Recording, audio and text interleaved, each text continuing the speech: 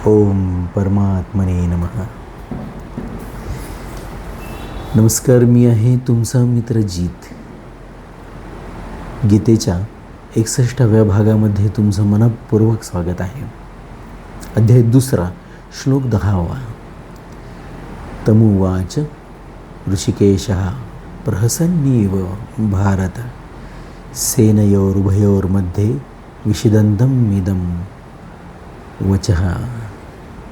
अर्थ: हे भरतवंशी धृतराष्ट्र, दोन्ही सैन्याच्या मध्यभागी शोक करीत असलेल्या त्या अर्जुनाला प्रसन्न मुखाने भगवान ऋषिकेश असे पुढे सांगितलेले जाणारे वचन म्हणाले. पहा, प्रहसन्नीव. प्रहसन आपल्याला माहिती आहे, जणू काही त्याला हसतच त्याच्याकडे पहा, अशा पद्धतीने.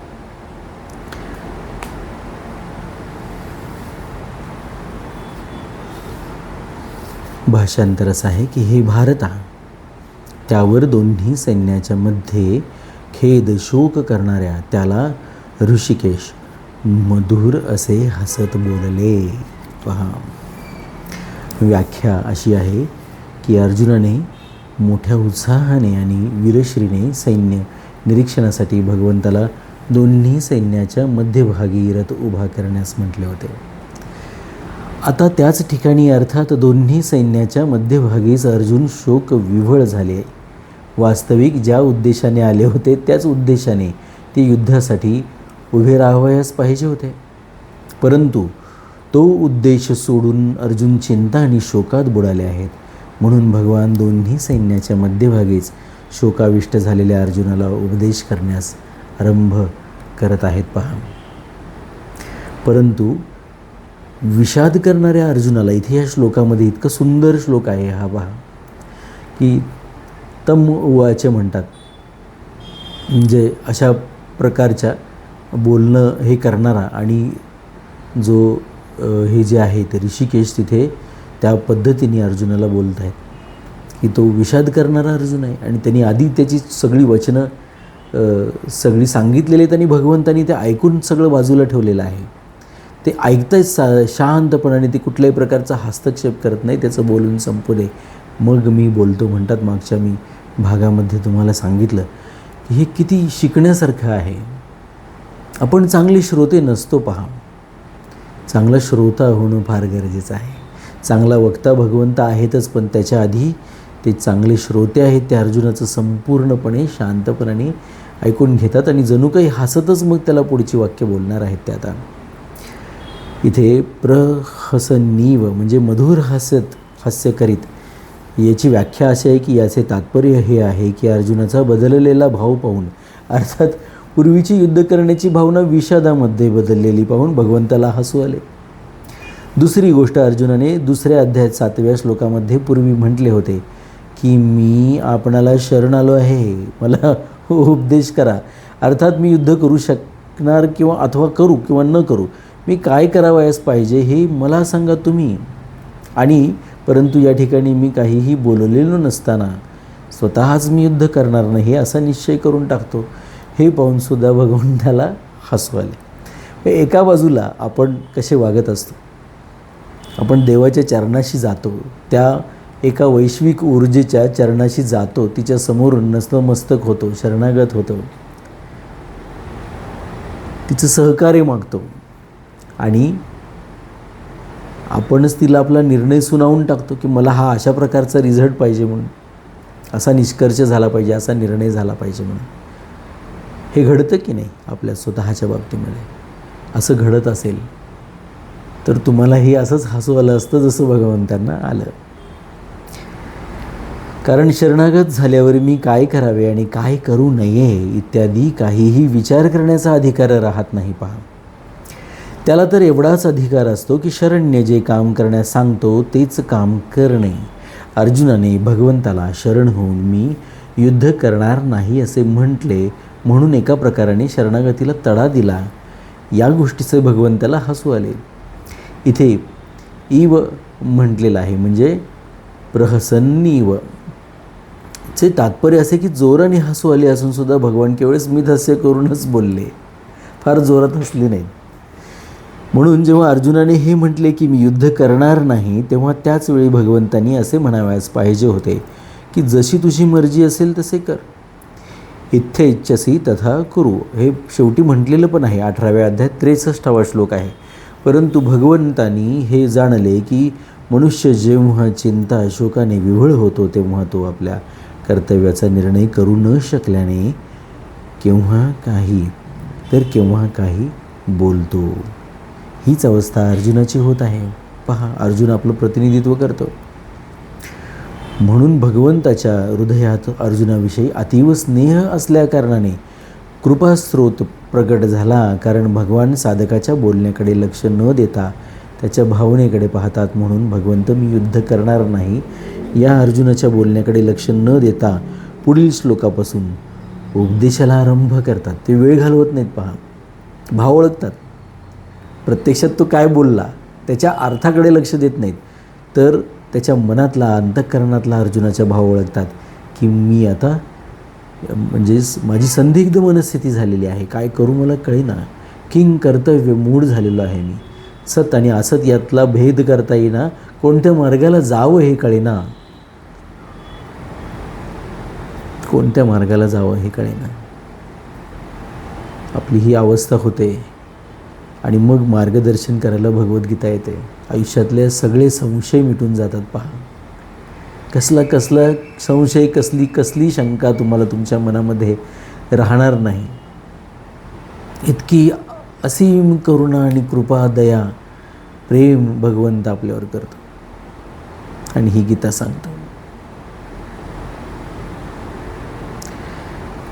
जेव्हा अर्जुनाने हे म्हटले की मी युद्ध करणार नाही, तेव्हा त्याच वेळी भगवंतांनी असे म्हणावयास पाहिजे होते की जशी तुझी मर्जी असेल तसे कर, इथे इच्छसी तथा करू. परंतु भगवंतांनी हे जाणले की मनुष्य जेव्हा चिंता शोकाने विव्हळ होतो तेव्हा तो आपल्या कर्तव्याचा निर्णय करू न शकल्याने केव्हा काही बोलतो.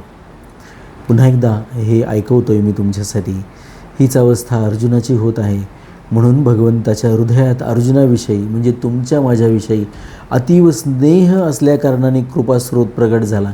कारण भगवान साधकाच्या बोलण्याकडे लक्ष न देता त्याच्या भावनेकडे पाहतात. म्हणून भगवंत मी युद्ध करणार नाही या अर्जुनाच्या बोलण्याकडे लक्ष न देता पुढील श्लोकापासून उपदेशाला आरंभ करतात. जो वचन मात्रानेही भगवंताला शरण होतो, भगवंत त्याचा स्वीकार करतात. पहा कसं आहे हे. तुम्ही फक्त निवड करतात, दुसरं सगळंच निवड केल्यानंतर निवड करण्याची प्रेरणा भगवंत देत असतात. परंतु तुम्ही निवड करता तेव्हा भगवंत उरलेल्या सगळ्याच गोष्टी पहा कशा पद्धतीने होत जातात. त्या निवडीचा जो तुमचा निर्णय आहे, निश्चय आहे, तो त्या भीष्माच्या प्रतिज्ञासारखा हवा, ती व्याकुळता तशी हवी. पहा, तुमची आई तुम्ही ज्यावेळेला ओरडता तेव्हा हातातलं काम टाकून येते धावत पळत. त्याच्या आधी ती तिचं काम करत असते. परंतु ज्या व्याकुळतेने तुम्ही तुमच्या मातेला हाक मारता आणि ती धावत येते, त्याच व्याकुळतेने भगवंताला हाक मारा आणि त्याला आपलंसं करून घ्या. निवडा त्याला निवडा म्हणजे बाकीच्या सगळ्या गोष्टी ह्या निवडू नका असा त्याचा अर्थ आहे, सरळ अर्थ आहे. पहा, जो वचन मात्रानेही भगवंताला शरण होतो, भगवंत त्याचा स्वीकार करतात आणि भगवंताच्या हृदयामध्ये जीवाविषयी केवढी दयाळुता आहे. पहा, ऋषिकेश म्हणण्याचे तात्पर्य भगवान अंतर्यामी आहेत, अर्थात प्राण्यांच्या अंतःकरणातील भावांना जाणणारे आहेत. भगवान अर्जुनाच्या अंतःकरणातील भावांना जाणतात की आता तर हा कौटुंबिक मोहाच्या वेगाने ग्रस्त झाल्याने आणि राज्य मिळूनही आपला शोक जो आहे तो नाहीसा होण्याचे चिन्ह न दिसल्या कारणाने असे म्हणतो आहे. त्याला ते दिसत नाही आहे एवढंच. त्याचे डोळेही पाण्याने अश्रूंनी भरलेले आहेत आणि त्याचं मतीसुद्धा त्याची अशी भरलेली आहे की ज्याच्यामुळे त्याला खरं प्रत्यक्षात काय घडणार आहे हे दिसायचं बंद झालेलं आहे. पहा, तो ते पाहतोय जे पाहणं त्याला आत्ता या क्षणी आवश्यक वाटतं आहे. म्हणून तो भास आहे हे लक्षात घ्या. अर्जुनाची ही अवस्था आहे. आपलीही अशी अवस्था होते तेव्हा तो भास आहे हे लक्षात घेतलं पाहिजे आणि वास्तविकतेकडे चटकन वळता आलं पाहिजे हे समजून घ्यायला पाहिजे. असं अनेक गोष्टीमध्ये नव्हे, आपण खरं सांगायचं तर 100% वेळा आपण भासमय आयुष्य जगत असतो. फार अडचण आहे, आपणच आपल्या आयुष्यात निर्माण केलेली. पहा, राज्य मिळूनही आपला शोक नाहीसा होण्याचे चिन्ह न दिसल्या कारणाने असे म्हणतोय की मी युद्ध करणार नाही, परंतु जेव्हा हा स्वतः सावध होईल तेव्हा ही स्थिती राहणार नाही आणि मी जसे सांगेन तसेच हा करेल, किंवा त्याला प्रत्यक्षामध्ये जे पटेल तसं तो करेल. इदम वचः उवाच या पदाऐवजी केवळ उवाच म्हणण्याने काम चालू शकत होते, कारण उवाचच्या अंतर्गतच वचः या पदाचा अर्थ येतो. स्वामी रामसुखदास कसे कृपामयी होतात पहा. ज्या पद्धतीचं व्याकरण इथे ते मांडून सांगतात त्याच्यातून जे भाव निष्पन्न होतात पहा, ते आणखीन आपली साधना समृद्ध करणारे आहेत. म्हणून वचः पद देणे पुनरुक्ती दोष दिसत आहे, परंतु यात एक विशेष भाव भरलेला आहे. आता पुढच्या श्लोकापासून भगवंत ज्या रहस्यमय ज्ञानाला ते अगदी सरळ आणि सोप्या भाषेत प्रगट करून आणि समजावून सांगतील, याकडे लक्ष वेधण्यासाठी येथे वचः पद दिले गेलेले आहे. किती कृपा आहे पहा स्वामींची. ते सांगतात की हे वचः पद हे अशा पद्धतीने या ठिकाणी मुद्दाम दिलेलं आहे की भगवंत आता ते रहस्यमय ज्ञान अतिशय सुलभ करून आपल्यासमोर प्रगट करतील. समीकरणाच्या माध्यमातून एखादी गोष्ट समजून घेणं आणि प्रत्यक्ष गद्याच्या माध्यमातून एखादी गोष्ट समजून घेणं, ह्याच्यामध्ये जे अंतर आहे तोच विषय आहे हे इथे. ही सगळी विश्वाची समीकरणं, विश्वाचे जे गूढ आहे ते हे गाता गाता भगवंतांनी उकलून सांगितलं आहे आपल्याला, अगदी उकलून सांगितलं आहे. म्हणून यात जे आहे पहा, ते तुम्हाला आढळेल इतरत्र, असं नाही. अन्यत्र जे आढळते ते सगळं यात आहेच, परंतु इथे जे आढळतं ते इथेच आढळतं, असा पण गीतेचा एक भाव आहे, लक्षात घेतलं पाहिजे. हे ज्ञान असं खोलून सांगितलेलं अन्यत्र असं कुठेच मिळणार नाही. अनेक ठिकाणी ह्याचे छोटे छोटे तुकडे पडलेले दिसतात, परंतु असं सलग एक विचार एखाद्या गोष्टीचा केलेला, आपल्या जगण्याचा संपूर्ण केलेला एक सलग विचार हा इथे भगवद्गीतेमध्ये दिसतो. आणि भगवंत आता पुढच्या श्लोकापासून पहा आपल्या त्या उपदेशाला सुरुवात करणार आहेत. आता या श्लोकाचा पहा परिशिष्ट भाव काय आहे या 10व्या श्लोकाचा. तर धर्मभूमी कुरुक्षेत्राच्या एका भागात कौरव सेना उभी आहे आणि दुसऱ्या भागात पांडव सेना, दोन्ही सैन्याच्या मध्यभागी शुभ्र घोड्यांनी युक्त असलेला एक महान रथ उभा आहे. त्या रथाच्या एका भागात भगवान श्रीकृष्ण बसले आहेत आणि एका भागात अर्जुनाला निमित्त करून मनुष्य मात्राचे कल्याण करण्यासाठी भगवान आपला अलौकिक उपदेश आरंभ करतात. आणि सर्वप्रथम शरीर तसेच शरीरीच्या विभागाचे वर्णन करतात. शरीर हे दिसते, हे स्थूल शरीर, आणि शरीरी म्हणजे ह्या शरीराचा मालक आत्मा. फार वेळ घालवणार नाहीत भगवंत इथे. त्यांना काही अशा प्रकारचं स्वतःसाठी काही वेगळं हे तयार करायचं नाही आहे, वलय तयार करायचं नाही आहे. पण ते थेट मुद्द्याला हात घालतात. नमनाला घडाभर तेल कोण हे करतं? अशी व्यक्ती की ज्याला स्वतःचं महात्म्य वाढवायचं आहे. नाही, इथे भगवंताला अर्जुनाला त्याच्या कार्याची, कर्तव्याची सुरुवात करून द्यायची आहे, त्वरेने करून द्यायची आहे. म्हणून ते मूळ मुद्द्याला थेट येणार आहेत. या श्लोकाचा पुढच्या श्लोकाशी काय संबंध आहे?